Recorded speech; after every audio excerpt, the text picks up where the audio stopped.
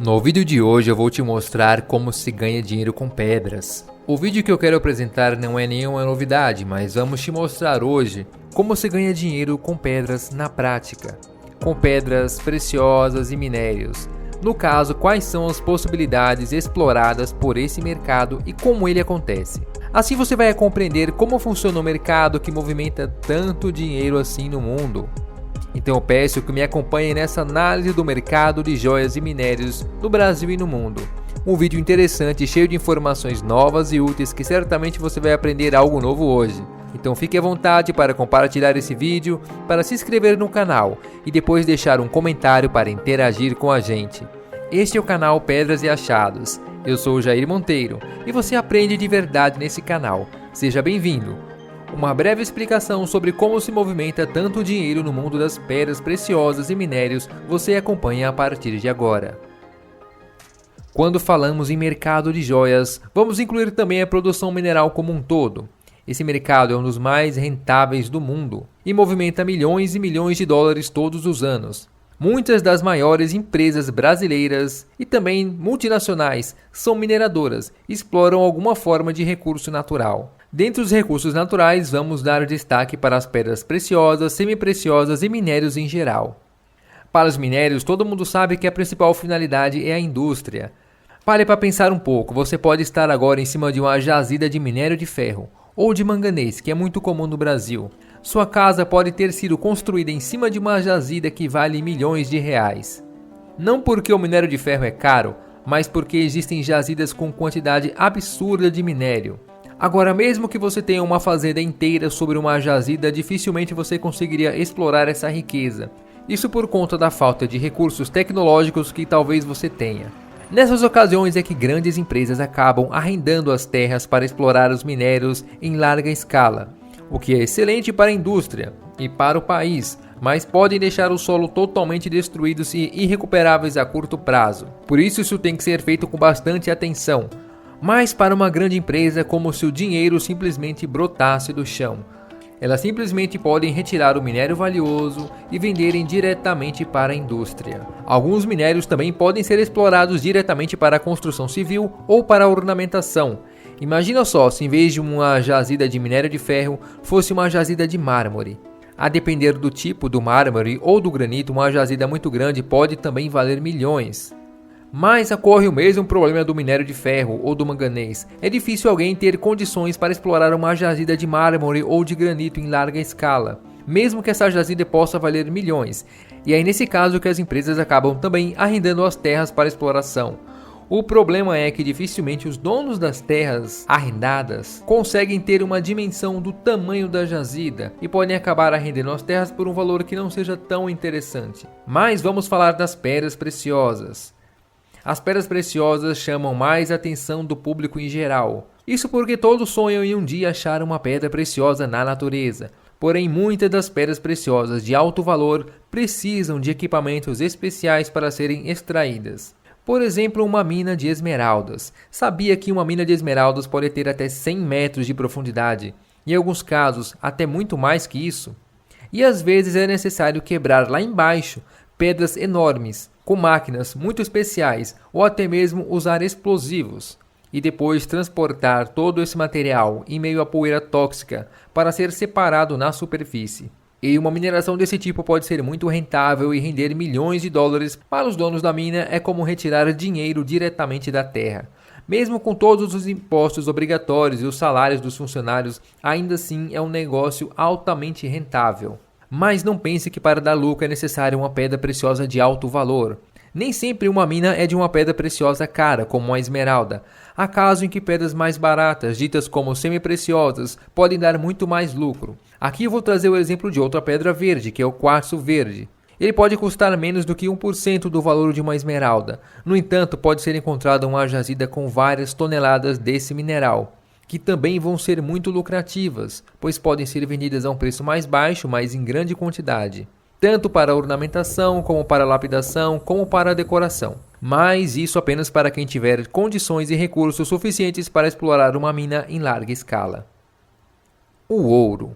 Não podemos deixar de falar também do ouro. O ouro pode-se dizer que é o campeão de todos quando falamos em exploração de minerais. Brincadeiras à parte, mas você pode dizer que há uma jazida de qualquer coisa no seu terreno. Mas experimente fazer uma brincadeira e falar que aí tem uma jazida de ouro. Em pouco tempo garanto que você vai ter atraído uma multidão de curiosos, pois nenhum minério chama tanto a atenção e desperta tanto a cobiça do ser humano como o ouro. E isso foi desde tempos antigos. Mas embora o ouro seja um metal valioso, ele representa menos para o PIB brasileiro e a economia do que o minério de ferro, por exemplo, que é muito mais barato e comum, justamente por conta da expressividade e o tamanho das jazidas de minério de ferro serem muito maiores. Falando em jazidas, uma mina de ouro ou de diamante precisa funcionar com certa estratégia para dar lucro certo, isso quando eu estiver falando de uma mina grande. Uma mineradora como a Yamana Gold, que funciona em Jacobina, na Bahia, e a mineradora de diamantes Brauna, que também funciona na Bahia, na cidade de Nordestina, adotam um regime intensivo de mineração. E o que significa isso? Ou seja, de forma prática, a terra e as rochas da mina são removidas pelas máquinas e caminhões gigantes 24 horas por dia, todos os dias da semana, durante todo o período de atividade da mina. Ou seja, a todo instante estão sendo retirados das minas enormes quantidades de terra, rochas e diversos materiais. Diferente do que muitos pensam, lá embaixo não há pessoas com uma picareta procurando pedaços de ouro ou de diamante. Nesse tipo de mina, na verdade, todo o material em potencial é removido por máquinas e colocado diretamente nos caminhões e depois levado para uma estação de separação, onde as máquinas e esteiras enormes vão fazer a separação do tipo de mineral que tem ali, seja ouro, seja diamante ou seja qualquer outro tipo de metal ou pedra preciosa. Esse processo de lavagem e de separação do material acaba gerando uma grande quantidade de rejeitos químicos. Esses são os famosos rejeitos que a gente tanto ouve falar nas minas por aí. Na verdade, esse é o método de funcionamento da maioria das minas que trabalham em larga escala e adotam um estilo de mineração intensiva. Com isso, não quero dizer que essas minas não adotem ou não possam adotar nenhuma metodologia para a proteção das pessoas e também do meio ambiente. Às margens de tudo isso, temos a figura do garimpeiro amador com sua peneira procurando pedras preciosas num rio ou num lugar à parte em busca do seu sustento. Uma grande quantidade de garimpeiros podem também destruir uma grande área, caso isso seja feito sem controle. De modo geral, agressões ao meio ambiente ocorrem quando acontece uma mineração em larga escala ou sem controle. Mas em mineração existe uma grande diferença entre o mercado de pedras preciosas e o mercado de minérios industriais. No caso, as pedras preciosas, depois que saem da mina, seja uma mina de grande escala ou uma mina mais artesanal, as pedras preciosas passam por atravessadores, que são as pessoas que compram diretamente das minas ou dos garimpeiros artesanais para revender com alguma margem de lucro. Isso também movimenta muito dinheiro e aumenta o valor final das pedras preciosas em estado bruto, até que elas cheguem na mão dos lapidadores. Depois de lapidadas, em alguns casos, também as gemas podem passar novamente por vários atravessadores que querem vender com alguma margem de lucro, até que finalmente as pedras preciosas chegam aos joalheiros que vão montá-las em ouro, que também saiu de alguma mina. Há muitos outros casos que as pedras vão diretamente para artesanato, para colecionadores ainda em estado bruto, para a exposição. As finalidades são tantas quantos também são tantas as finalidades para os minérios com finalidades industriais, e por isso tem muitas possibilidades que movimentam dinheiro no mercado de pedras preciosas e de minerais. Mas por fim, conhecer todo esse processo não diminui o brilho e o encanto e o fascínio que temos sobre as pedras preciosas.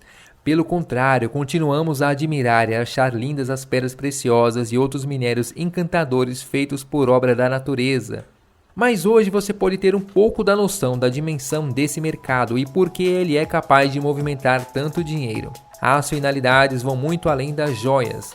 Tanto pedras preciosas como minérios valiosos fazem um longo caminho até chegar ao consumidor final, sempre com muitas possibilidades de lucro.